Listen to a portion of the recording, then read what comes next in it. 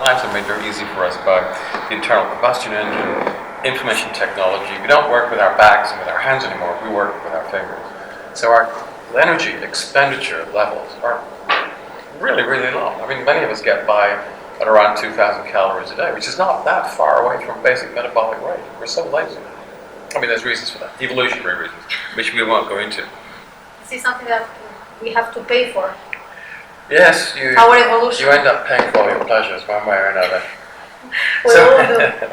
So we're eating historically very little. The foods that we are given, the industrial foods, we're now told we're now sold universally, have a very low nutrient density. And that leaves many of us with severe problems, which we can rectify only with supplements. So looked at in this way, the supplements are only necessary at this historical point in time to remedy the nutritional faults of the modern diet and the diseases that it causes. If everybody ate a perfect diet, if everyone was physically very active and ate a really healthy diet, they wouldn't need supplements, but that's just not the way the world is. But we have the oxidative stress also.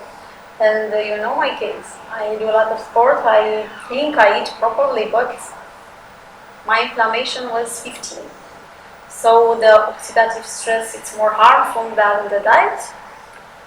To a lot of... I think the oxidative stress story is beginning to fade now, and it's being replaced by this chronic inflammatory stress narrative. And the reason why we got the two confused, and I'm as guilty as anyone else, I used to think oxidative stress was important as well, was that the processes overlap. If you have enough oxidative stress, you will have inflammatory stress.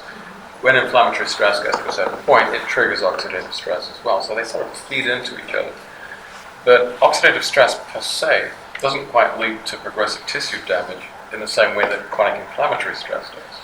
The machinery whereby diet and lifestyle factors cause chronic inflammation, that causes progressive tissue destruction, leading to the emergence of the symptoms of a chronic degenerative disease. That's very convincing. I would say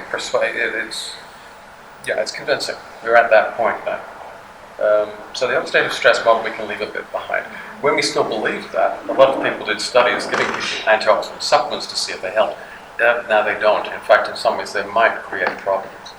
Because if you're eating too many antioxidants, it might downregulate something called NRF2 and cause various other switches in the body which you might not want to do.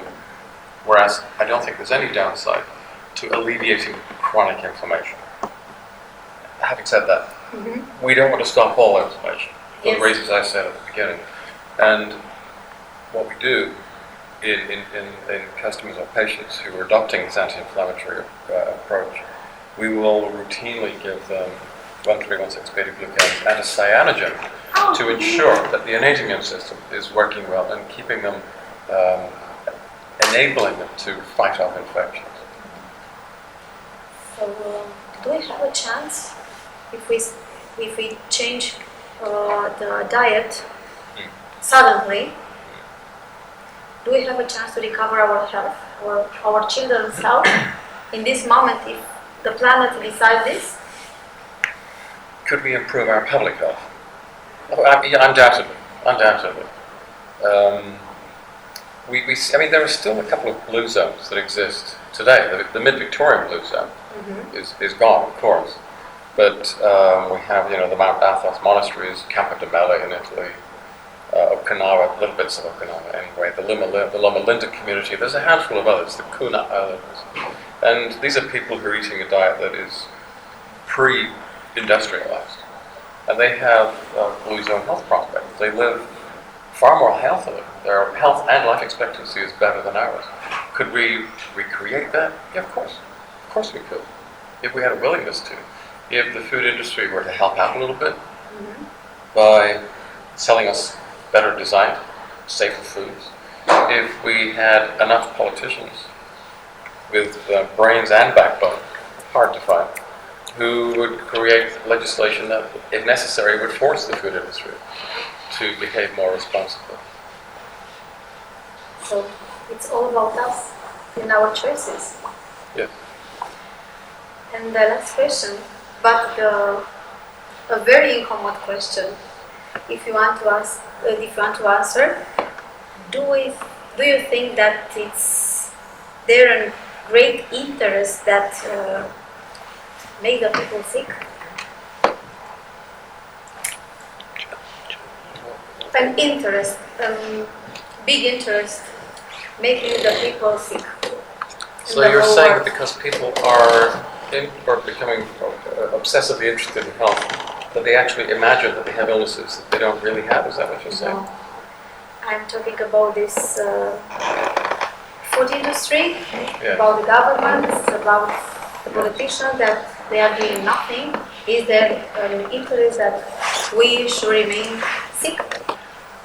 Excuse me, I didn't understand your question. You were actually asking, your question was much more paranoid. No, in that case.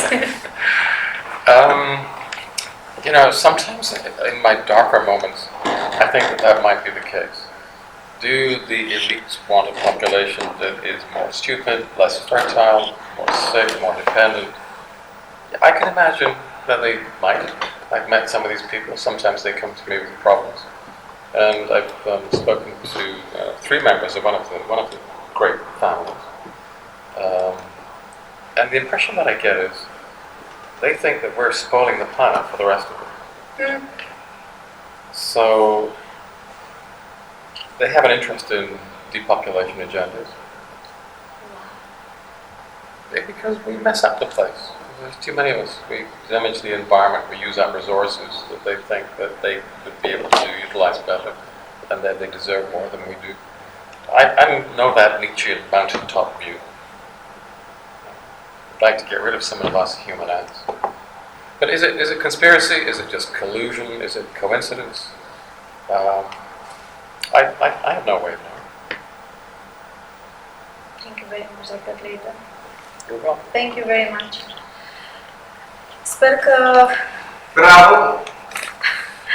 că veți înțelege foarte multe lucruri din ceea ce noi am discutat aici, printre rânduri, printre cuvinte și mai ales direct de la sursă veți afla ce am aflat și eu, că da, există șanse atunci când devii alergic sau te naști alergic, da, există șanse atunci când crezi că glutenul îți face rău.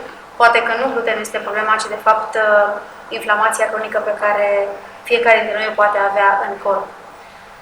Thank you very much again și bineînțeles să vă transmit celebrul să vă meargă bine tuturor.